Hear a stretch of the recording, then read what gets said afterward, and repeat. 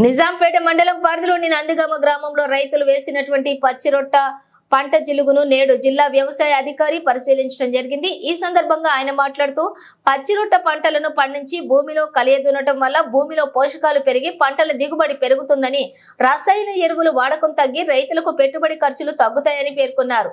ఈ సందర్భంగా గ్రామంలోని పలు రైతులతోటి ఈ వర్షాకాలంలో వేస్తున్నటువంటి వివిధ పంటల యాజమాన్యం పద్ధతుల గురించి, ఎరువుల యాజమాన్యం పద్ధతుల గురించి చర్చించడం జరిగింది। ఈ కార్యక్రమంలోని వ్యవసాయ విస్తీర్ణ అధికారి శ్రీలత, కావేరి, గ్రామ రైతులు గెల్లు శ్రీశైలం, చందు, బుచ్చ మల్లేశం తదితరులు పాల్గొన్నారు। అందరికీ నమస్కారం। ఈరోజు నిజాంపేట మండలం నందిగామ గ్రామంలో జీలుగ పంటను జిల్లా వ్యవసాయ అధికారి శ్రీ గోవింద్ గారు పరిశీలించడం జరిగింది।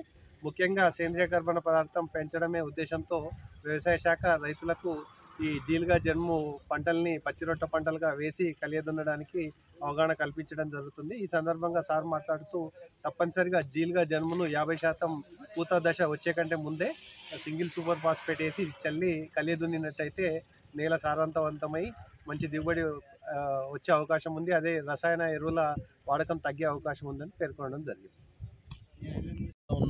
ఈ జీలుగ వేసిన పొలంలో సుమారుగా దాదాపు 35 రోజులైంది। ఈ పంట వేసి మంచిగా ఏపుగా పెరిగింది। 50% ఫ్లవరింగ్ మీద దీన్ని కలియదున్నితే మనం భూసారం పెరుగుతుంది। తద్వారా మనం వేసే ఎరువులు కూడా నత్రజని ఎరువులు తగ్గించే ఏర్పాటు చేసుకుంటాం।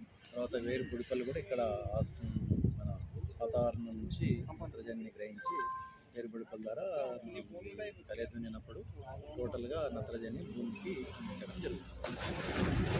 సుమారుగా మన జిల్లాలో 10,800 మంది రైతులు ఈసారి ఈ జీలుగ జన్ము విత్తనాలు తీసుకొని ఈ పచ్చిరొట్ట ఎరువు కింద సాగు చేయడం జరిగింది।